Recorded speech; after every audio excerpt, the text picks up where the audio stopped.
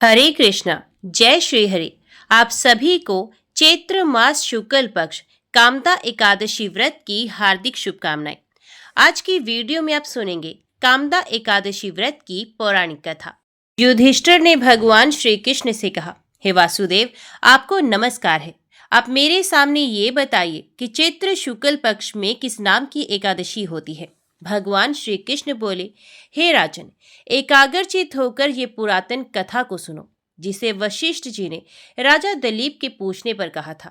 दिलीप ने पूछा, हे भगवान, मैं एक बात सुनना चाहता हूँ। चैत्र मास के शुक्ल पक्ष में किस नाम की एकादशी होती है? तो वशिष्ठ जी बोले, हे राजन, चैत्र शुक्ल पक्ष में कामदा नाम की एकादशी होती है। वे परम पुण्यमयी है। पाप रूपी ईंधन के लिए तो ये दावा नल ही है। प्राचीन काल की बात है। नागपुर नाम का एक सुंदर नगर था, जहाँ सोने के महल बने हुए थे। उस नगर में पुंडरीक आदि महाभयंकर नाग निवास करते थे। पुंडरीक नाम का नाग उन दिनों वहां राज्य करता था। गंधर्व, किन्नर और अप्सराएं भी उस नगरी का सेवन करती थी। वहां एक श्रेष्ठ अप्सरा थी, जिसका नाम ललिता था। उसके साथ ललित नाम वाला गंधर्व भी था। वे दोनों पति पत्नी के रूप में रहते थे। दोनों ही परस्पर काम से पीड़ित रहा करते थे। ललिता के हृदय में सदा पति की ही मूर्ति बसी रहती थी, और ललित के हृदय में सुंदरी ललिता का नित्य निवास रहता था। एक दिन की बात है। नागराज पुंडरीक राजसभा में बैठकर मनोरंजन कर रहा था। उस समय ललित का गान हो रहा था, किंतु उसके साथ उसकी प्यारी ललिता नहीं थी। गाते गाते उसे ललिता का स्मरण हो आया, अतः उसके पैरों की गति रुक गई और जीभ लड़खड़ाने लगी। नागों में श्रेष्ठ करकोटक को ललित के मन का संताप ज्ञात हो गया, अतः उसने राजा पुंडरीक को उसके पैरों की गति रुकने एवं गान में त्रुटि होने की बात बता दी। करकोटक की बात सुनकर नागराज पुंडरीक की आंखें क्रोध से लाल हो गई। उसने गाते हुए कामातुर ललित को शाप दे दिया, हे दुर्बुद्धि, तू मेरे सामने गान करते समय भी पत्नी के वशीभूत हो गया है, इसलिए राक्षस हो जा। महाराज पुंडरीक के इतना कहते ही वे गंधर्व राक्षस हो गया। भयंकर मुख, विकराल आंखें और देखने मात्र से भय उपजाने वाला रूप, ऐसा राक्षस होकर ये कर्म का फल भोगने लगा। ललिता अपने पति की विकराल आकृति देख मन ही मन बहुत चिंतित हुई। भारी दुख से कष्ट पाने लगी। सोचने लगी कि क्या करूं, कहां जाऊं। मेरे पति पाप से कष्ट पा रहे हैं। वे रोती हुई घने जंगलों में पति के पीछे पीछे ही घूमने लगी। वन में उसे एक सुंदर आश्रम दिखाई दिया, जहां एक शांत मुनि बैठे हुए थे। उनका किसी भी प्राणी के साथ वैर विरोध नहीं था। ललिता शीघ्रता के साथ वहां गई और मुनि को प्रणाम करके उनके सामने खड़ी हुई। मुनि बड़े दयालु थे। उस दुखनी को देखकर वे इस प्रकार बोले, हे शुभे, तुम कौन हो? कहाँ से यहाँ आई हो? मेरे सामने सच सच बताओ। तो ललिता ने कहा, हे महामुनि, वीर धनवा नाम वाले एक गंधर्व हैं। मैं उन्हीं महात्मा की पुत्री हूँ। मेरा नाम ललिता है। मेरे स्वामी अपने पाप दोष के कारण राक्षस हो गए हैं। उनकी ये अवस्था देखकर मुझे चैन नहीं है। हे ब्राह्मण, इस समय मेरा जो कर्तव्य है वे बताइए। विप्रवर, जिस पुण्य के द्वारा मेरे पति राक्षस भाव से छुटकारा पा जाए, उसका उपदेश कीजिए। ऋषि बोले, हे भद्रे, इस समय चैत्र मास के शुक्ल पक्ष की कामदा नामक एकादशी तिथि है, जो सब पापों को हरने वाली और उत्तम तिथि है। उस विधि का विधि पूर्वक व्रत करो, और इस व्रत का जो पुण्य है उसे अपने स्वामी को दे दो। पुण्य देने पर क्षण भर में ही उसके शाप का दोष दूर हो जाएगा। राजन, मुनि का ये वचन सुनकर ललिता को बड़ा हर्ष हुआ। उसने एकादशी को उपवास करके द्वादशी के दिन उन ब्रह्म ऋषि के समीप ही भगवान वासुदेव के श्री विग्रह के समक्ष अपने पति के उद्धार के लिए ये वचन कहा, मैंने जो ये कामदा एकादशी का उपवास व्रत किया है, उसके पुण्य के प्रभाव से मेरे पति का राक्षस भाव दूर हो जाए। वशिष्ठ जी कहते हैं, ललिता के इतना कहते ही उसी क्षण ललित का पाप दूर हो गया। उसने दिव्य देह धारण किया, राक्षस भाव चला गया और पुण्य गंधर्व तव की प्राप्ति हुई। हे राजन, वे दोनों पति पत्नी कामदा के प्रभाव से पहले की अपेक्षा भी अधिक सुंदर रूप धारण करके विमान पर आरूढ़ हो अत्यंत शोभा पाने लगी। ये जानकर इस एकादशी के व्रत का यत्न पूर्वक पालन करना ही चाहिए। मैंने लोगों के हित के लिए तुम्हारे सामने इस व्रत का वर्णन किया है। कामदा एकादशी ब्रह्महत्या आदि पापों तथा पिशाच तव आदि दोषों का भी नाश करने वाली है। राजन, इसके पढ़ने और सुनने से वाजपेयी यज्ञ का फल मिलता है। तो सब प्रेम से बोलो, लक्ष्मी नारायण भगवान की जय, राधा कृष्ण भगवान की जय। आइए अब बड़े ही प्रेम से मन की कामनाओं को पूरी करने वाली कथा को सुनते हैं। ओम नमो भगवते वासुदेवाय नमः। भक्त लाखाजी जाति के गौड़ ब्राह्मण थे। राजपुताने के एक छोटे से गांव में उनका घर था। लाखाजी विशेष पढ़े तो नहीं थे, परंतु विष्णु सहस्त्रनाम और गीता उनको कंठस्थ थे और भगवान में उनका अटूट विश्वास था। ये खेती का काम करते थे। इनकी स्त्री खेमाबाई बड़ी साध्वी और पतिव्रता थी। घर का सारा काम तो करती, खेती के काम में भी पति की पूरी सहायता करती थी और पति की सेवा किए बिना तो उसका नित्य का व्रत ही पूरा नहीं होता था। वे नित्य प्रातः काल स्नान करके पति के दाहिने चरण के अंगूठे को धोकर पीती। लाखाजी को संकोच होता, वे मना भी करते, परंतु खेमाबाई के आग्रह के सामने उनके कुछ भी न चलती। उनके 2 संतान थी, एक पुत्र और दूसरी कन्या। पुत्र का नाम था देवा और कन्या का गंगाबाई। पुत्र के विवाह की तो जल्दी नहीं थी, परंतु धर्म भीरु ब्राह्मण को कन्या के विवाह की बड़ी चिंता थी। चेष्टा करते करते समीप के ही एक गांव में योग्य वर मिल गया। वर के पिता संतोषी ब्राह्मण थे। संबंध हो गया और समय पर लाखाजी ने बड़े चाव से अपनी कन्या गंगाबाई का विवाह करके उसे ससुराल भेज दिया। इस समय गंगाबाई की उम्र 12 वर्ष की थी।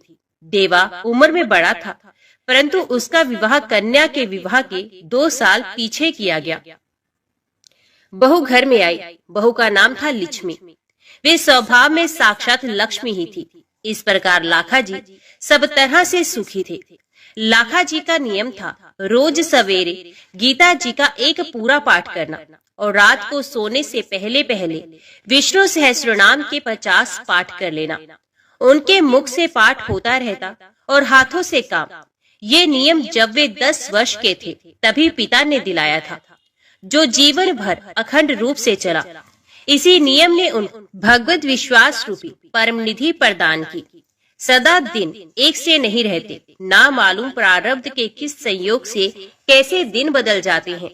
लाखाजी के जमाता को सांप काट गया और विधि के विधानवश 25 वर्ष की युवावस्था में वे अपनी 22 वर्ष की पत्नी और माता पिता को छोड़कर चल बसा। जब लाखाजी को ये समाचार मिला तब उन्होंने बड़े धीरज के साथ अपनी स्त्री खेमाबाई और पुत्र तथा पुत्रवधू को अपने पास बुलाकर कहा, देखो, संसार की दृष्टि से हम लोगों के लिए ये बड़े ही दुख की बात हुई है। दुख इस बात का इतना नहीं है कि जमाई मर गए। जीवन मरण सब प्रारब्धधीन है, इन्हें कोई टाल नहीं सकता। दुख तो इस बात का है कि गंगाबाई का जीवन दुख रूप हो गया। यदि हम लोग अपने व्यवहार बर्ताव से गंगाबाई का दुख मिटा सके तो हमारा सारा दुख दूर हो जाए। उसके दुख दूर होने का उपाय ये है कि हम यहाँ ले आए। हम लोग स्वयं विषय भोगों का त्याग करके उसे श्री भगवान की सेवा में लगाने का प्रयत्न करें।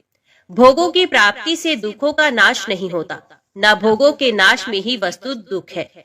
दुख के कारण तो हमारे मन के मनोरथ हैं। एक भी भोग ना रहे, अति आवश्यक चीजों का भी अभाव हो, परंतु मन यदि अभाव का अनुभव ना करके सदा संतुष्ट रहे, उसमें मनोरथ ना उठे, तो कोई भी दुख नहीं रहेगा। इसी प्रकार भोगों की प्रचुर प्राप्ति होने पर भी जब तक किसी वस्तु के अभाव का अनुभव होता है और उसको प्राप्त करने की कामना रहती है, तब तक दुख नहीं मिट सकते। यदि हम लोग चेष्टा करके गंगाबाई के मन से उसके पति के अभाव को भुला दे सके और उसकी सदा भाव रूप परम पति भगवान के चरणों में आसक्ति उत्पन्न कर दे, तो वे सुखी हो सकती है। यद्यपि यहाँ के सारे संबंध इस शरीर को लेकर ही हैं, तथापि जब तक संबंध है तब तक हम लोगों को परस्पर ऐसा बर्ताव करना चाहिए जिससे हमारे मन भोगों से हटकर भगवान में लगे और हमें परम कल्याण रूप श्री भगवान की प्राप्ति हो। हित करने वाले सच्चे माता पिता, पुत्र, भाई, स्त्री, स्वामी वही हैं जो अपनी संतान को, माता पिता को, भाई बहनों को, स्वामी को और पत्नी को अनंत क्लेश रूप जगजाल से छुड़ाकर अचिंत्य आनंद स्वरूप भगवान के पद पर चढ़ा देते हैं। हम लोगों को भी यही चाहिए कि हम शोक छोड़कर नित्य शोक रूप संसार सागर से गंगाबाई को पार लगाने का प्रयत्न करें। लाखा जी की स्त्री, उनके पुत्र, देवा तथा पुत्र वधु सभी का लाखा जी के वचनों पर पूरा विश्वास था। वे सब प्रकार से उनके अनुगत थे। अतः लाखा जी के इन वचनों का उन पर बड़ा प्रभाव पड़ा और उन्होंने कहा, आप गंगाबाई को यहाँ ले आइए। हम लोग आपकी आज्ञा अनुसार भोगों का त्याग करके उसे भगवान के मार्ग पर ही लगाएंगे। इससे हमारा, उसका, सभी का परम कल्याण होगा। लाखा जी समधी के घर गए और वहाँ का दृश्य देखकर चकित रह गए। उन्होंने देखा गंगाबाई अपने सास ससुर को संसार की क्षण भंगुरता और मिथ्या संबंध का रहस्य समझाकर उन्हें सांत्वना दे रही है और वे उसकी बात मानकर रोना छोड़कर भगवान के नाम का कीर्तन कर रहे हैं। अपनी पुत्री की ये स्थिति देखकर लाखा जी को दुख में सुख हो गया। उन्हें मानो जहर से अमृत मिल गया। वे समधी से मिले। उन्हें देखकर शोक सागर उमड़ा, परंतु गंगाबाई के उपदेशों की स्मृति आते ही तुरंत शांत हो गया। समधी ने लाखा जी से कहा, लाखा जी, आप धन्य हैं जो आपके घर ऐसी साध्वी कन्या उत्पन्न हुई। आप जानते हैं युवा पुत्र की मृत्यु का शोक कितना भयानक होता है।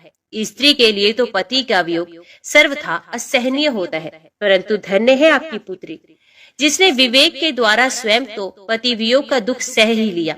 हम लोगों को भी ऐसा उपदेश दिया कि हमारा दारुण पुत्र शोक दूर हो गया। हम समझ गए जगत के ये सारे संबंध आरोपित हैं। जैसे किसी खेल में अलग अलग समांग धरकर लोग आते हैं और अपना अपना खेल पूरा करके चले जाते हैं, वैसे ही संसार रूपी खेल में हम लोग आते हैं, संबंध जोड़ते हैं और खेल पूरा होते ही चले जाते हैं। यहाँ कोई किसी का पुत्र या पिता नहीं, एकमात्र परमात्मा ही सबके परम पिता है। हम सबको उन्हीं की आराधना करनी चाहिए। आप आ गए हैं, अपनी इस साध्वी कन्या को अपने घर ले जाइए। हम दोनों स्त्री पुरुष पुष्कर राज जाकर भगवत भजन में ही शेष जीवन बिताना चाहते हैं। आपकी पुत्री हमारे साथ जाने का आग्रह करती है, परंतु हमारे मन में भगवान ऐसी ही प्रेरणा करते हैं कि वे आपके ही पास रहे। हाँ, इतना हम जरूर चाहते हैं कि ये अपनी सद्भावना से हमारा सदा कल्याण करती रहे। आप जाइए, हम लोग बड़े ही कृतज्ञ हैं क्योंकि आपकी पुत्री ने ही हमारी आंखें खोली हैं और हमें वैराग्य विवेक का परम धन देकर भगवान की अभचारिणी भक्ति प्रदान की है। लाखा जी समधी के वचन सुनकर अचरज में डूब गए और उन्हें अपना विवेक वैराग्य इनके सामने फीका जान पड़ा। वे जमाता की मृत्यु के शोक को भूल गए और अपनी पुत्री तथा समधी समधन को जैसी स्थिति प्राप्त कराना चाहते थे उससे भी कहीं अधिक उनकी ऊंची स्थिति देखकर उन्हें बड़ा आनंद हुआ। उन्होंने समधी समधन को हर्ष के साथ पुष्कर राज भेज दिया। उनके निर्वाह के लिए घर में जो कुछ भी था सब बेचकर नकद रुपए उन्हें दे दिए और गंगाबाई को साथ लेकर घर की ओर प्रस्थान किया। गंगाबाई को प्रसन्नचित्त देख लाखा जी ने पूछा, बेटी, तेरी ऐसी अनोखी हालत देखकर मैं अचरज में डूब रहा हूँ। मैं तरह तरह के विचार करता आया था कि तुझे कैसे समझाकर धीरज बंधाऊंगा, परंतु तेरी स्थिति देखकर तो मैं चकित हो गया। बता बेटी, तुझे ऐसा ज्ञान कहाँ से और कैसे प्राप्त हुआ? गंगाबाई ने कहा, पिताजी, ये सारा आपकी भक्ति तथा भजन का प्रताप है।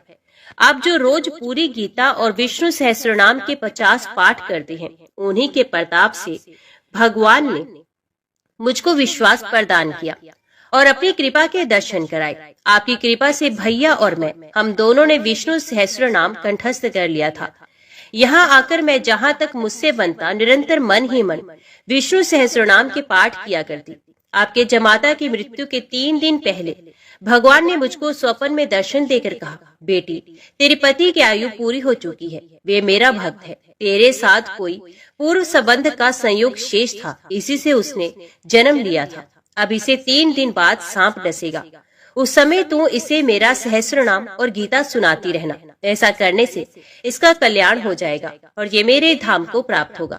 मैं तुझे वरदान देता हूँ, तुझे शोक नहीं होगा, तुझे सच्चा वैराग्य और ज्ञान प्राप्त होगा। तेरे उपदेश से तेरे सास ससुर भी कल्याण पथ के पथिक होकर अंत में मुझको प्राप्त करेंगे और तू जीवन भर मेरी भक्ति करती हुई अपने माता पिता तथा भाई भौजाई के सहित मेरे परम धाम को प्राप्त होगी। पिताजी इतना कहकर भगवान अंतर ध्यान हो गए और मैं जाग पड़ी।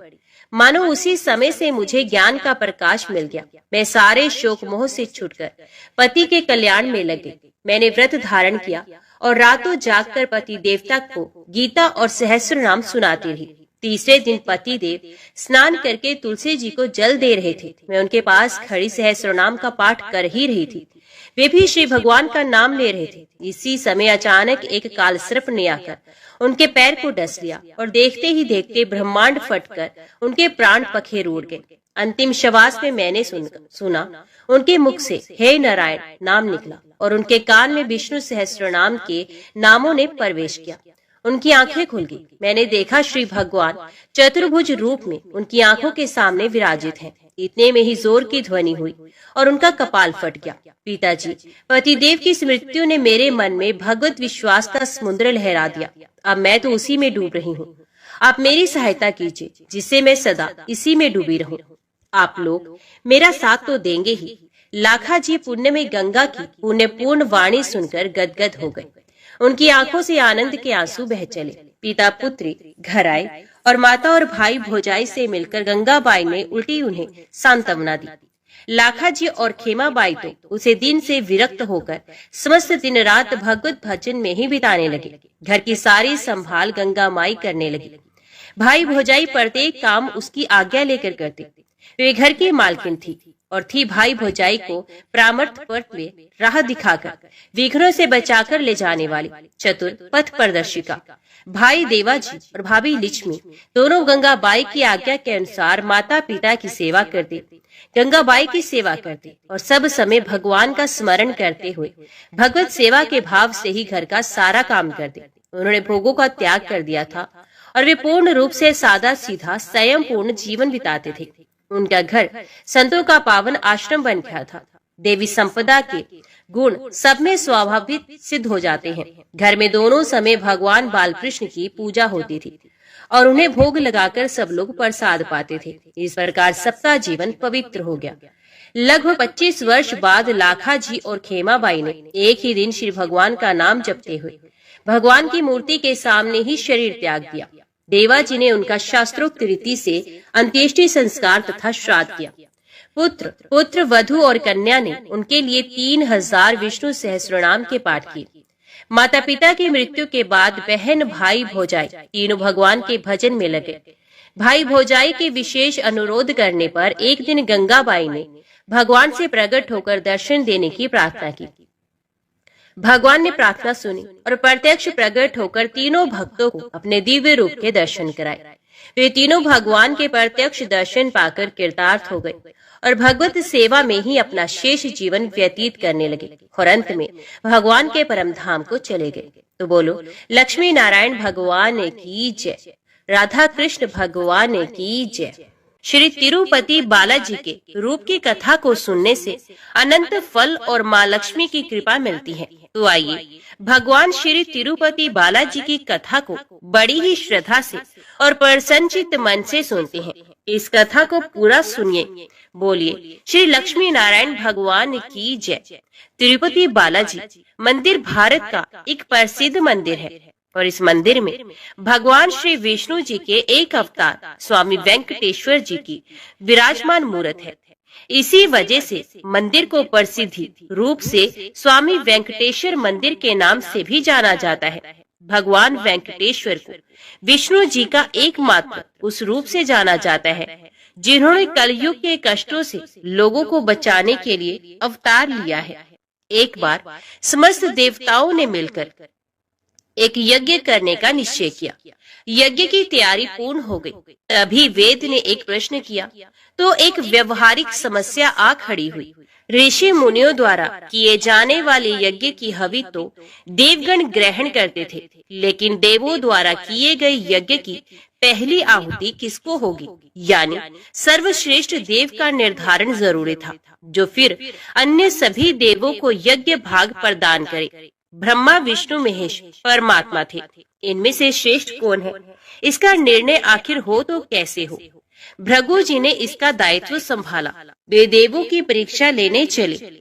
ऋषियों से विदा लेकर वे सर्वप्रथम अपने पिता ब्रह्मदेव के पास पहुँचे। ब्रह्मा जी की परीक्षा लेने के लिए भृगु ने उन्हें प्रणाम नहीं किया। इससे ब्रह्मा जी अत्यंत कुपित हुए और उन्हें शिष्टता सिखाने का प्रयत्न किया। भृगु को गर्व था कि वे तो परीक्षित हैं, परीक्षा लेने आए हैं। पिता पुत्र का आज क्या रिश्ता। भृगु ने ब्रह्मदेव से अशिष्ट कर दी। ब्रह्मा जी का क्रोध और बढ़ गया और अपने कमंडल लेकर पुत्र को मारने भागे। भृगु मुनि किसी तरह वहां से जान बचाकर भाग चले आए। इसके बाद वे भगवान शिव के लोक कैलाश गए। भृगु ने फिर से दृष्टता की, बिना कोई सूचना का शिष्टाचार दिखाए या शिवगणों से आज्ञा लिए सीधे वे वहां पहुंच गए जहां शिव जी माता पार्वती के साथ विश्राम कर रहे थे। आए तो आए, साथ ही अशिष्ट का आचरण भी किया। शिव जी शांत रहे, पर भृगु न समझे। शिव जी को क्रोध आया तो उन्होंने अपना त्रिशूल उठाया। भृगु वहां से भी भागे। अंत में भगवान विष्णु के पास क्षीर सागर पहुँचे। श्री हरि के श्रेयस पर लेटे निद्रा में थे और देवी लक्ष्मी उनके चरण दबा रही थी। महर्षि भृगु 2 स्थानों से अपमानित करके भगाए गए थे। उनका मन बहुत दुखी था। विष्णु जी को सोता देख उन्हें ना जाने क्या हुआ और उन्होंने विष्णु जी को जगाने के लिए उनकी छाती पर एक लात जमा दी। विष्णु जी जाग गए और भृगु से बोले, मेरी छाती वज्र के समान कठोर है। आपका शरीर तप के कारण दुर्बल हो चुका है। कहीं आपके पैर में चोट तो नहीं आई? आपने मुझे सावधान करके कृपा की है। आपका चरण चिन्ह मेरे वक्ष पर सदा अंकित रहेगा। भृगु को बड़ा आश्चर्य हुआ। उन्होंने तब भगवान की परीक्षा लेने के लिए यह अपराध किया था, परंतु भगवान तो दंड देने के बदले मुस्कुरा रहे थे। उन्होंने निश्चय किया कि श्री हरि सी विनम्रता किसी में नहीं, वास्तव में विष्णु जी ही सबसे बड़े देवता हैं। भृगु जी ने लौटकर सभी ऋषियों को पूरी घटना सुनाई।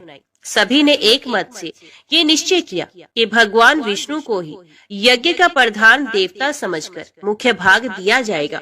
लक्ष्मी जी ने भृगु को अपने पति की छाती पर लात मारते देखा तो उन्हें बड़ा क्रोध आया, परंतु उन्हें इस बात पर शोक भी हुआ कि श्री हरि ने उदंड को दंड देने के स्थान पर उसके चरण पकड़ लिए और उल्टे क्षमा मांगने लगे।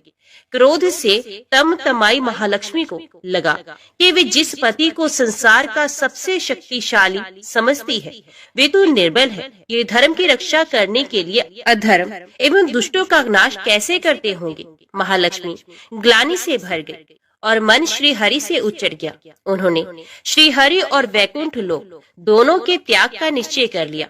स्त्री का स्वाभिमान उसके स्वामी के साथ बंधा होता है। उनके समक्ष कोई स्वामी पर प्रहार कर गया और स्वामी ने प्रतिकार भी नहीं किया। ये बात मन में कोत रही थी। स्थान वास के योग्य नहीं, पर त्याग कैसे करे। श्री हरि से ओझल होकर रहना कैसे होगा। ये उचित समय की प्रतीक्षा करने लगी। भगवान श्री हरि ने हिरण्याक्ष को मारने के लिए बड़ा अवतार लिया और दुष्टों का संहार करने लगे। महालक्ष्मी के लिए ये समय उचित लगा। उन्होंने वैकुंठ का त्याग कर दिया और पृथ्वी पर एक वन में जाकर तपस्या करने लगे। श्री हरि और वैकुंठ का त्याग कर महालक्ष्मी पृथ्वी पर एक वन में तपस्या करने लगे। तप करते करते उन्होंने अपना शरीर छोड़ दिया। विष्णु जी वराह अवतार का अपना कार्य पूर्ण कर वैकुंठ धाम लौटे तो महालक्ष्मी नहीं मिली। वे उन्हें खोजने लगे। श्री हरि ने उन्हें तीनों लोकों में खोजा, किंतु तप करके माता लक्ष्मी ने भ्रमित करने की अनुपम शक्ति प्राप्त कर ली थी। उसी शक्ति से उन्होंने श्री हरि को भ्रमित रखा। आखिर श्री हरि को पता लग ही गया, लेकिन तब तक वे शरीर छोड़ चुकी थी। दिव्य दृष्टि से उन्होंने देखा कि लक्ष्मी जी ने चोल राज के घर में जन्म लिया है। श्री हरि ने सोचा कि उनकी पत्नी ने उनका त्याग सामर्थ्यहीन समझने के भ्रम में किया, इसलिए वे उन्हें प्राप्त करने के लिए अलौकिक शक्तियों का प्रयोग नहीं करेंगे। महालक्ष्मी ने मानव रूप धरा है, तो अपने प्रिय पत्नी को प्राप्त करने के लिए वे भी साधारण मानवों के समान व्यवहार करेंगे और महालक्ष्मी जी का हृदय और विश्वास जीतेंगे। भगवान ने श्रीनिवास का रूप धरा और पृथ्वी लोक पर चोल नरेश के राज में निवास करते हुए महालक्ष्मी से मिलन के लिए उचित अवसर की प्रतीक्षा करने लगे। राजा आकाश राज निसंतान थे। उन्होंने सुखदेव जी की आज्ञा से संतान प्राप्ति का यज्ञ किया। यज्ञ के बाद यज्ञशाला में राजा को हल जोतने को कहा गया। राजा ने हल जोता तो हल का फल किसी वस्तु से टकराया। राजा ने उस स्थान को खोदा तो एक पेटी के अंदर सहस्त्र दल कमल पर एक कन्या विराज रही थी। वे साक्षात महालक्ष्मी थी। राजा के मन की मुराद पूरी हो गई, क्योंकि कन्या कमल के फूल में पीली थी, इसलिए उनका नाम रखा गया पद्मावती। पद्मावती नाम के अनुरूप ही रूपवती और गुणवती भी थी। साक्षात लक्ष्मी जी का अवतार पद्मावती विवाह के योग्य हुई। एक दिन वे बाग में फूल चुन रही थी। उस वन में बालाजी यानी के श्रीनिवास जी आखेट के लिए आए थे। उन्होंने देखा कि एक हाथी एक युवती के पीछे पड़ा है और डरा रहा है। राजकुमारी से सेवक भाग खड़े हुए। श्रीनिवास जी ने तीर चलाकर हाथी को रोका और पद्मावती की रक्षा की। श्रीनिवास और पद्मावती ने एक दूसरे को देखा और एक दूसरे पर मोहित हो गए। दोनों के मन में परस्पर अनुराग पैदा हुआ, लेकिन दोनों बिना कुछ कहे अपने अपने घर लौट गए। श्रीनिवास जी घर तो लौट आए, लेकिन मन पद्मावती में ही बस गया। ये पद्मावती का पता लगाने के लिए उपाय सोचने लगे। उन्होंने ज्योतिषी का रूप धरा और भविष्य बांचने के बहाने पद्मावती को ढूंढने निकले। धीरे धीरे ज्योतिष श्रीनिवास की ख्याति पूरे चोल राज में फैल गई। पद्मावती के मन में भी श्रीनिवास के लिए प्रेम उमड़ पड़ा।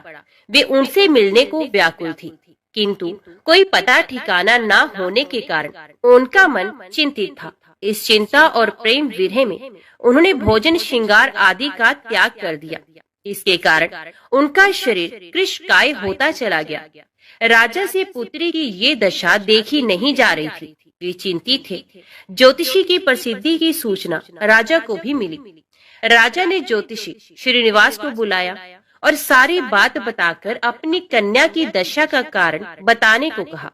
श्रीनिवास राजकुमारी का हाल समझने पहुँचे तो पद्मावती को देखकर प्रसन्न हो गए। उनका उपक्रम सफल हो गया था। उन्होंने पद्मावती का हाथ अपने हाथ में लिया और कुछ देर तक पढ़ने का स्वांग करने के बाद वो बोले, महाराज, आपकी पुत्री प्रेम के विरह में जल रही है। आप इनका शीघ्र विवाह कर दें तो स्वस्थ हो जाएंगे। पद्मावती ने अब श्रीनिवास की ओर देखा। देखते ही पहचान गई। उनके मुख पर प्रसन्नता के भाव आए और वे हंसी। काफी दिनों बाद पुत्री को प्रसन्न देख राजा को लगा कि ज्योतिषी का अनुमान बिल्कुल सही है। राजा ने श्रीनिवास जी से पूछा, हे ज्योतिषी महाराज, यदि आपको ये पता है कि मेरी पुत्री प्रेम के विरह में पीड़ित है, तो आपको ये भी सोचना होगी कि मेरी पुत्री को किससे प्रेम है। उसका विवाह करने को मैं तैयार हूँ। आप उसका परिचय दें। श्रीनिवास जी ने कहा, आपकी पुत्री एक दिन वन में फूल चुनने गई थी। एक हाथी ने उन पर हमला किया तो आपके सैनिक और दासियां भाग खड़ी हुई। राजकुमारी के प्राण एक धनुर्धर ने बचाए थे। राजा ने कहा, हाँ, मेरे सैनिकों ने बताया था कि एक दिन ऐसी घटना हुई थी। एक वीर पुरुष ने उसके प्राण बचाए थे, लेकिन मेरी पुत्री के प्रेम से उस घटना का क्या तात्पर्य। श्रीनिवास जी ने कहा, आपकी पुत्री को अपनी जान बचाने वाले उसी युवक से प्रेम है। राजा के पूछने पर श्रीनिवास ने कहा, वे कोई साधारण युवक नहीं है, बल्कि शंख चक्रधारी स्वयं भगवान विष्णु है। इस समय वैकुंठ को छोड़कर मानव रूप में श्रीनिवास के नाम से पृथ्वी पर वास कर रहे हैं। आप अपनी पुत्री का विवाह उनसे करें। मैं इसकी सारी व्यवस्था करा दूंगा। ये बात सुनकर राजा प्रसन्न हो गए।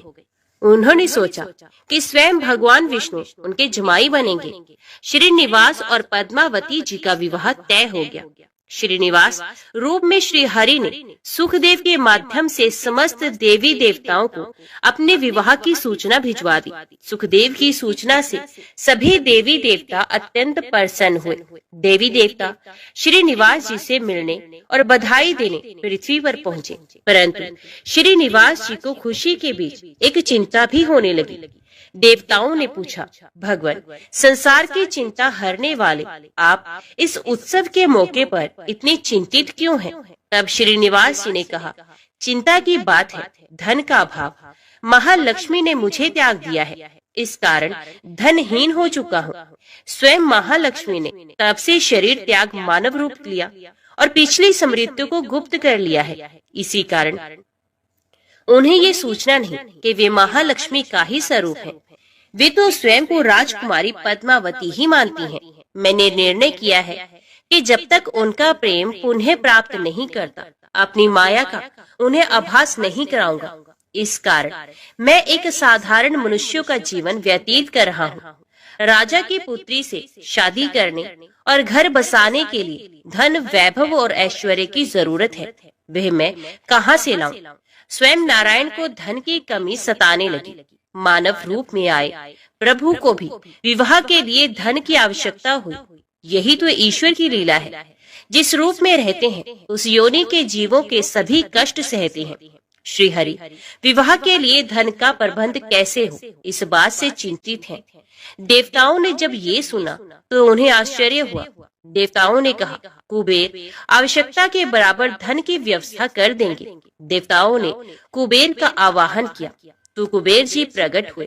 कुबेर ने कहा, ये तो मेरे लिए प्रसन्नता की बात है कि आपके लिए मैं कुछ कर सकूं। प्रभु, आपके लिए धन का तत्काल प्रबंध करता हूँ। कुबेर का कोष आपकी कृपा से ही रक्षित है।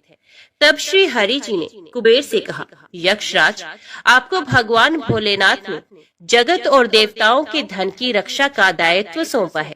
उसमें से धन मैं अपनी आवश्यकता के हिसाब से ही लूंगा, लेकिन मेरी एक शर्त है। सुनकर ये सभी देवता आश्चर्य में पड़ गए। श्री हरि ने कहा, ब्रह्मा जी और शिव जी साक्षी रहेंगे। कुबेर से धन ऋण के रूप में ले लूंगा, जिसे भविष्य में ब्याज सहित चुका भी दूंगा। श्री हरि की बात से कुबेर सहमत हो गए। सभी देवता विस्मय में एक दूसरे को देखने लगे। कुबेर बोले, भगवान, मुझसे कोई अपराध हुआ तो उसके लिए क्षमा करें, पर ऐसी बात ना कहें। आपकी कृपा से विहीन होकर मेरा सारा कोष नष्ट हो जाएगा। हरि ने कुबेर को निश्चिंत करते हुए कहा, आपसे कोई अपराध नहीं हुआ है। मैं मानव की कठिनाई का अनुभव करना चाहता हूँ। मानव रूप में उन कठिनाइयों का सामना करूंगा जो मानव को आती हैं। धन की कमी और ऋण का बोझ सबसे बड़ा है। कुबेर ने कहा, प्रभु, यदि आप मानव की तरह ऋण पर धन लेने की बात कर रहे हैं, तो फिर आपको मानव की तरह ये भी बताना होगा कि ऋण चुकाएंगे कैसे। मानव को ऋण प्राप्त करने के लिए कई शर्तें झेलनी पड़ती हैं। श्रीनिवास जी ने कहा, कुबेर, ये ऋण मैं नहीं, मेरे भक्त चुकाएंगे, लेकिन मैं उनसे भी कोई उपकार नहीं लूंगा। मैं अपनी कृपा से उन्हें धनवान बनाऊंगा। कलयुग में पृथ्वी पर मेरी पूजा धन, ऐश्वर्य और वैभव से परिपूर्ण कर देने वाली होगी। मेरे भक्त मुझसे धन, वैभव और ऐश्वर्य की मांग करने आएंगे। मेरी कृपा से उन्हें वो प्राप्त होगा। बदले में भक्तों से मैं दान प्राप्त करूंगा, जो चढ़ावे के रूप में होगा। मैं इस तरह आपका ऋण चुकाता रहूंगा। कुबेर जी ने कहा, भगवान, कलयुग में मानव जाति धन के विषय में बहुत विश्वास के योग नहीं रहेगी। उन पर आवश्यकता से अधिक विश्वास करना क्या उचित होगा? तब श्रीनिवास जी बोले, शरीर त्यागने के बाद तिरुपति के तिरुमला पर्वत पर बालाजी के नाम से लोग मेरी पूजा करेंगे। मेरे भक्तों की अटूट श्रद्धा होगी। वे मेरे आशीर्वाद से प्राप्त धन में मेरा हिस्सा रखेंगे। इस रिश्ते में ना कोई दाता है, ना कोई याचक है। कुबेर, कलयुग के आखिर तक भगवान बालाजी धन, ऐश्वर्य और वैभव के देवता बने रहेंगे। मैं अपने भक्तों को धन से परिपूर्ण करूंगा तो मेरे भक्त दान से न केवल मेरे प्रति अपना ऋण उतारेंगे बल्कि मेरा ऋण उतारने में भी मदद करेंगे। इस तरह कलयुग की समाप्ति के बाद मैं आपका मूल धन लौटा दूंगा। कुबेर जी ने श्री हरि द्वारा भक्त और भगवान के बीच एक ऐसे रिश्ते की बात सुनकर उन्हें प्रणाम किया और धन का प्रबंध कर दिया। भगवान श्रीनिवास जी और कुबेर जी के बीच हुए समझौते के साक्षी स्वयं ब्रह्मा और भगवान शिव थे। दोनों वृक्ष रूप में साक्षी बन गए। आज भी पुष्करणी के किनारे ब्रह्मा और शिव बरगद के पेड़ के रूप में साक्षी बनकर खड़े हैं। ऐसा कहा जाता है कि निर्माण कार्य के लिए स्थान बनाने के लिए इन दोनों पेड़ों को जब काटा जाने लगा तो इनमें से खून की धारा फूट पड़ी थी। पेड़ काटना बंद करके उसकी देवता की तरह पूजा होने लगी। श्रीनिवास जी और पद्मावती जी की शादी पूरी धूमधाम से हुई, जिसमें सभी देवगण पधारे। भक्त मंदिर में दान देकर भगवान पर चढ़ावा ऋण उतार रहे हैं, जो कलयुग के अंत तक जारी रहेगा। तो बोलिए श्री लक्ष्मी नारायण भगवान की जय। चंद्रवंश में सुवीर नाम से प्रसिद्ध एक राजा हो गए हैं। दक्षिण भारत के नारायणपुर में उनकी राजधानी थी। महाराज सुवीर की रानी नंदिनी के गर्भ से एक पुत्र हुआ, जिसका नाम तोंडमान रखा गया। राजकुमार तोंडमान बड़े ही वीर थे। 5 ही वर्ष की अवस्था से उनके हृदय में भगवान विष्णु की भक्ति प्रकट हो गई थी। युवा होने पर पांडे नरेश की सुंदरी पुत्री पद्मा के साथ उनका विवाह हुआ। विभिन्न देशों की अनेक राजकुमारियों ने भी स्वयंवर सभा में उनका ही वर्ण किया था। उन्हें देवराज इंद्र की भांति रिद्धि सिद्धि एवं सुखभोग की सामग्री सुलभ थी, तो भी वे उनमें आसक्त न होकर सदा भगवान के चिंतन में ही संलग्न रहते थे। एक दिन राजकुमार तोंडमान पिता की आज्ञा से वेंकटगिरी के समीप शिकार खेलने के लिए गए। शिकार में वे वही उन्हीं हिंसक जीवों का वध करते थे जो प्रजा के लिए भय उपस्थित करने वाले थे। स्वर्णमुखरी नदी पार करके ब्रह्म ऋषि शुक और रेणुका देवी का दर्शन करते हुए तोंडमान जब पश्चिम दिशा की ओर आगे बढ़े, तब एक जगह उन्हें पंचरंगा तोता दिखाई दिया। वे देखने में बड़ा ही सुंदर था और भगवान श्रीनिवास का नाम रट रहा था। उसकी दिव्य आकृति और मधुर बोली पर राजकुमार मुग्ध हो गए और उसे पकड़ने के लिए उसका पीछा करने लगे। तोता उड़कर वेंकटाचल के शिखर पर जा पहुंचा। तोंडमान भी उसका अनुसरण करते हुए गिरिराज पर चढ़ गए, परंतु वहां वे तोता कहीं भी दिखाई नहीं दिया। पास ही में श्यामा कवन था। निषाद राज वसु, जो भगवान श्रीनिवास के अनन्य भक्त थे, उस वन की रखवाली करते थे। राजकुमार को आते देख उन्होंने उनकी अगवानी की और उन्हें प्रणाम करके विनीत भाव से दोनों हाथ जोड़कर कहा, युवराज स्वागत है, कहिए आपकी क्या सेवा करूं? राजकुमार बोले, वनेचर, इधर एक पंचरंगा तोता उड़ता हुआ आया है, क्या तुमने उसे देखा है? वे श्रीनिवास की रट लगा रहा था, मैं उसी को ढूंढ रहा हूँ, बताओ वे किधर गया है? वसु ने कहा, युवराज वे भगवान श्रीनिवास का तोता है। उसे श्रीदेवी और भूदेवी ने ही पाल पोसकर बड़ा किया है, उसे कोई पकड़ नहीं सकता। भगवान को वे शुक बहुत ही प्रिय है। अब मैं भगवान की आराधना के लिए जाता हूँ। जब तक लौट कर ना आऊं, तब तक आप यहीं वृक्ष के नीचे आराम कीजिए। राजा ने कहा, निषाद राज, मैं भी भगवान के दर्शन करूंगा, मुझे अपने साथ ले चलिए। वसु ने बहुत अच्छा कहकर युवराज को अपने साथ ले लिया। स्वामी पुष्करणी में युवराज सहित विधि पूर्वक स्नान करके वे दिव्य विमान में विराजमान भगवान श्रीनिवास के समीप गए। तोंडमान ने देखा, बिल वृक्ष के नीचे भगवान का दिव्य विमान प्रकाशित हो रहा है। उसके भीतर भगवान श्रीनिवास विराज रहे हैं। परम सुंदरी श्री देवी और भूदेवी उनकी सेवा में संलग्न है। उनके श्री अंगों की श्यामलता अलसी के फूल से सुशोभित हो रही है। नेत्र खिले हुए कमल दल की भांति सुंदर एवं विशाल है। 4 भुजाएं थी। भगवान के अंग अंग से उदारता प्रकट हो रही थी। उनके मुखार विंद पर मंद मंद मुस्कुराहट की छटा मन को मोह लेती थी। श्री अंगों पर पीताम्बर की अपूर्व शोभा थी। शंख चक्र आदि आयुध मूर्तिमान होकर भगवान की सेवा कर रहे थे।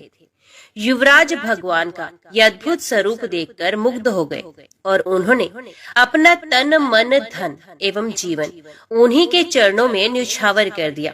उन दिनों वहां गए हुए सभी बड़भागी भक्तों को उनके प्रत्यक्ष दर्शन होते थे। निषाद राज ने भगवान का पूजन करके उन्हें मधु मिश्रित सामा का भात निवेदन किया और प्रसाद लेकर राजकुमार के साथ वे पुनः अपनी कुटी पर लौट आए। रात में उनकी कुटी पर रहकर राजकुमार ने सत्संग का सुख उठाया और प्रातः काल सेवकों सहित अपने नगर को प्रस्थान किया। मार्ग में उन्हें शुक मुनि तथा रेणुका देवी का भी कृपा प्रसाद प्राप्त हुआ। कुछ दिनों बाद राजा सुवीर ने अपने पुत्र को राज्य दे स्वयं वनप्रस्थ आश्रम ग्रहण किया। महाराज तोंडमान धर्मपूर्वक प्रजा का पालन करते हुए भगवान की आराधना में तत्पर रहने लगे। एक दिन निषाद राज वसु राजद्वार पर उपस्थित हुए। सूचना पाकर महाराज ने उन्हें दरबार में बुलाया और स्वागत सत्कार करके पूछा, निषाद राज कैसे पधारे हैं? वसु ने कहा, राजन, मैंने वन में एक बड़े आश्चर्य की बात देखी है। रात में एक श्वेत रंग का वरहा आकर मेरा सामा चरने लगा है। ये देख मैंने हाथ में धनुष लेकर उसका पीछा किया। वरहा मुझे देखते ही हवा हो गया। मैंने भी पीछा नहीं छोड़ा। स्वामी पुष्करणी के तट पर जाकर वे वरहा एक बांबी में घुस गया। तब मैं क्रोध में आकर उस बांबी को ही खोदने लगा। इतने में ही मूर्छित होकर गिर पड़ा। उसी समय मेरा पुत्र भी वहां आ पहुंचा। मुझे मूर्छित देख वे भगवान मधुसूदन की स्तुति करने लगा। तब भगवान वरहा का मुझ में आवेश हुआ। उन्होंने मेरे पुत्र से कहा, निषाद राज वसु, शीघ्र ही महाराज तोंडमान के पास जाकर मेरा सारा वृतांत उनसे कहो। राजा काली गो के दूध से मेरा अभिषेक करते हुए इस वल्मीक को धो डाले। इसके भीतर एक सुंदर शिला प्राप्त होगी। उसे लेकर शिल्पी द्वारा मेरी वरहा मूर्ति का निर्माण कराए, जिससे मैं भूमि देवी को अपने बाएं अंक में लेकर खड़ा रहूं। मूर्ति तैयार हो जाने पर बड़े बड़े मुनीश्वरों और वेखानस महात्माओं द्वारा उसकी स्थापना कराकर स्वयं तोंडमान भी उसकी पूजा करे। यो कहकर भगवान वरहा ने मुझे छोड़ दिया। तब मैं पूर्वत स्वस्थ हो गया। देवादिदेव भगवान वरहा आपसे क्या कराना चाहते हैं, ये बताने के लिए ही मैं आपकी सेवा में उपस्थित हुआ हूँ। राजा ने भगवान की इस आज्ञा को बड़ी प्रसन्नता के साथ शिरोधार्य किया। ग्वालों को आज्ञा दे दी, मेरे यहाँ जितनी भी काली और कपिला गोए हैं उन सबको वेंकटाचल पर ले चलो। मंत्रियों को आदेश मिला, कल ही यात्रा करनी है। इसकी समुचित व्यवस्था की जाए। तदंतर तोंडमान अंतपुर में गए और सभी रानियों से वरहा भगवान का वे आदेश सुनाकर रात में वहीं सो गए। सपने में भगवान श्रीनिवास ने उन्हें बिल का मार्ग दिखलाया और राजद्वार से लेकर बिल के समीप तक पल्लव बिछवा दिए। सवेरे उठने पर राजा ने अपना स्वप्न लोगों पर प्रकट किया और द्वार पर बिछे हुए पल्लव वहां प्रत्यक्ष दिखाई दिए। महाराज ने शुभ मुहूर्त में यात्रा की और बिल के समीप पहुंचकर वहां एक सुंदर नगर बसाया। भगवान के आदेश के अनुसार उन्होंने मूर्ति निर्माण, प्रतिष्ठा और पूजन का कार्य बड़ी धूमधाम से संपन्न किया। वे प्रतिदिन बिल के मार्ग से आकर भगवान को प्रणाम करते और लौट जाते थे।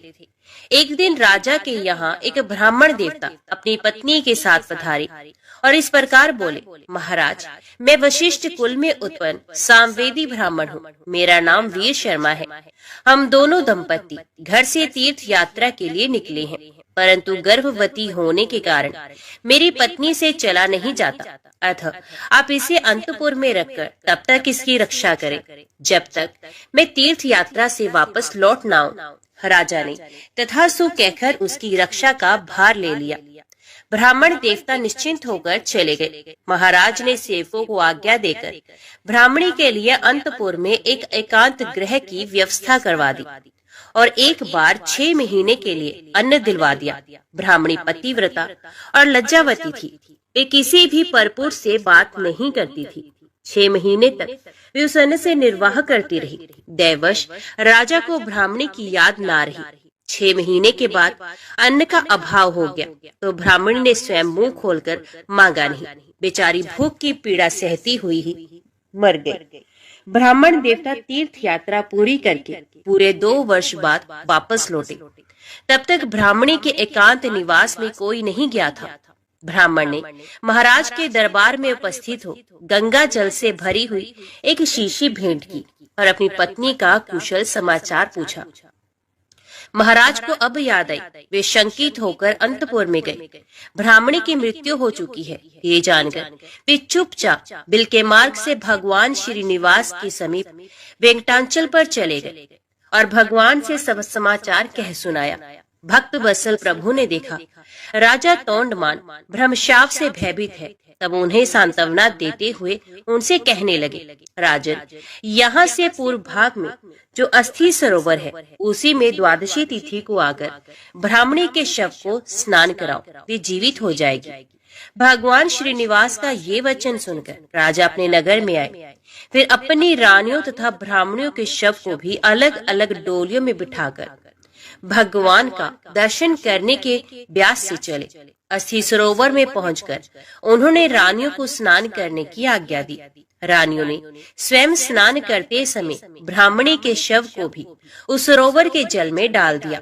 भगवान की कृपा से वे जी उठी। उसके सभी अंग पूर्वत हो गए। तत्पश्चात ब्राह्मणी रानियों के साथ सरोवर से बाहर आई और तीर्थ यात्रा से लौटे हुए अपने पूज्य पति से प्रसन्नता पूर्वक मिली। राजा ने बहुत धन देकर ब्राह्मण दंपत्ति को आदर पूर्वक विदा किया। ब्राह्मण ने अपनी स्त्री का समाचार और भगवान वेंकटेश्वर का अद्भुत प्रभाव सुना। वे राजा को आशीर्वाद देकर प्रसन्नता पूर्वक अपने देश को लौट गए। एक दिन महाराज ने एक भगवत भक्त कुम्हार दंपत्ति के परम धाम आगमन की अद्भुत घटना अपनी आंखों से देखी। फिर तो उनका मन इस संसार के सुख भोग से सर्वथा विरक्त हो गया। उन्होंने अपने पुत्र श्रीनिवास को राज्य देकर स्वयं वेंकटाचल पर बड़ी भारी तपस्या की। भगवान ने प्रत्यक्ष दर्शन दिया और कहा, राजन, वर मांगो। राजा ने भगवान के नित्य धाम में रहकर उनकी सेवा का सौभाग्य मांगा। भगवान ने एवं वस्तु कहकर भक्त को अनुग्रहित किया। राजा ने प्रभु के चरणों में साष्टांग प्रणाम करके इस नश्वर देह को त्याग दिया और विष्णु सारूप्य प्राप्त करके दिव्य विमान पर जा बैठे। उस समय देवता और गंधर्व आकाश से फूलों की वृष्टि करते हुए उनके सौभाग्य की भूरी भूरी प्रशंसा करने लगे। इस प्रकार राजा तोंडमान ने अपनी अनन्य भक्ति के प्रभाव से भक्त वत्सल श्री हरि का जरा मृत्यु रहित पुनरावर्ती शून्य वैकुंठ धाम प्राप्त किया। तो बोलो लक्ष्मी नारायण भगवान की जय। जय श्री राधे कृष्ण। ओम नमो भगवते वासुदेवाय नमः। आज की वीडियो में इतना ही। उम्मीद करती हूँ वीडियो आपको पसंद आई होगी। वीडियो पसंद आई हो तो वीडियो को लाइक और चैनल को सब्सक्राइब जरूर कीजिएगा। जय श्री हरि लिखकर कमेंट बॉक्स में अपनी हाजिरी और अपने सुझाव देना ना भूलेगा। तो मिलते हैं अगली कथा अगली वीडियो के साथ। तब तक के लिए देखते व सुनते रहिए। जय मां कंजक, जय माता दी।